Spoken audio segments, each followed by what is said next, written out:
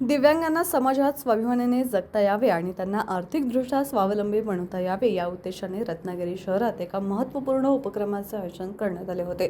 भारतीय उद्योजकता विकास संस्था अहमदाबाद आणि टाटा कम्युनिकेशन्स मुंबई यांच्या संयुक्त विद्यमाने शहरातील महिला मंडळ सभागृह जयस्तंभ येथे दिव्यांगांसाठी मोफत उद्योजकता विकास प्रशिक्षण कार्यक्रमाचा शुभारंभ करण्यात आला.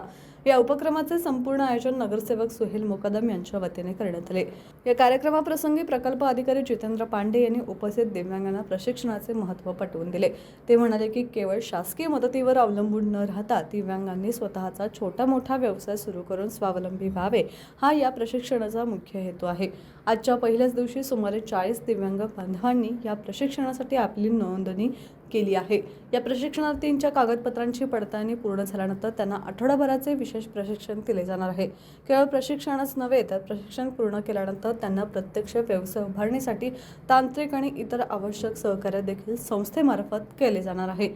या शिबिराच्या उद्घाटन प्रसंगी रत्नागिरी नगर परिषदेच्या नगराध्यक्षा शिल्पाताई सुर्वे यांनी सुहेल मुकदम यांच्या कार्याचे विशेष कौतुक केले.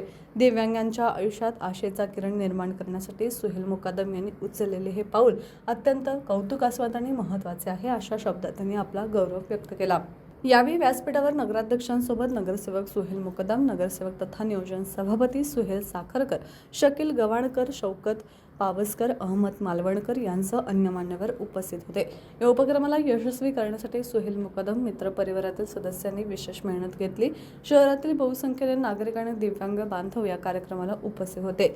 सुहेल मुकदम यांनी आयोजित केलेल्या शिबिरामुळे अनेक दिव्यांग तरुणांना रोजगाराच्या नवीन संधी उपलब्ध होणार असून त्यांच्या जीवनाला एक नवी दिशा मिळेल असा विश्वास व्यक्त होत आहे.